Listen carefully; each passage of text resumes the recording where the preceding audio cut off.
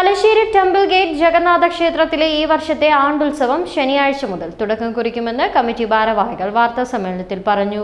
രാത്രി 10:55 കൊടിയേറും. കൊടിയേറ്റ കർമ്മത്തിന് ബ്രഹ്മശ്രീ പറവൂർ രാകേഷ് തന്ത്രി മുഖ്യ കാർമ്മികനാവും.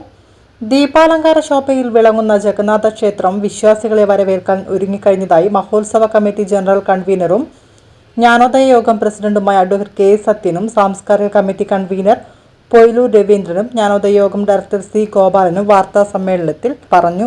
ഒരു ജാതി ഒരു മതം ഒരു ദൈവം എന്ന സന്ദേശം മാനവലോകത്തിന് പകർന്നു നൽകിയ ശ്രീനാരായണ ഗുരു പ്രതിഷ്ഠ നിർവഹിച്ച മഹാക്ഷേത്രത്തിലെ ഉത്സവത്തോടനുബന്ധിച്ച് സാംസ്കാരിക സമ്മേളനങ്ങളും കലാപരിപാടികളും സംഘടിപ്പിച്ചിട്ടുണ്ട്. സാംസ്കാരിക സമ്മേളനങ്ങളിൽ അഭിവന്ദ്യരായ സന്യാസി ശ്രേഷ്ഠന്മാർ, മന്ത്രിമാർ, സ്പീക്കർ, പ്രമുഖ രാഷ്ട്രീയ സാമൂഹ്യ നേതാക്കൾ, പോലീസ് മേധാവികൾ തുടങ്ങിയവർ സംബന്ധിക്കും. ക്ഷേത്രത്തിൽ സ്ഥാപിക്കപ്പെട്ട മഹാഗുരുവിന്റെ പഞ്ചലോഹ പ്രതിമയ്ക്ക് 99 വർഷം പിന്നിടുകയാണ്.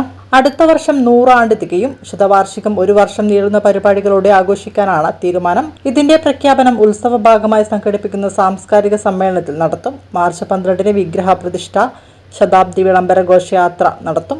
19 വിഗ്രഹ പ്രതിഷ്ഠാ ദിനം ആചരിക്കും. ഈ വർഷത്തെ ഉത്സവം മാർച്ച് 7 ആറാട്ടോടെ സമാപിക്കും. 28-2-26-10-55 മണിക്കാണ് ബ്രഹ്മശ്രീ രാകേഷ് തന്ത്രി ആണ് കൊടിയേറ്റ് മഹോത്സവം കൊടിയേറ്റ് നടത്തുന്നത്. നമ്മുടെ സാധാരണ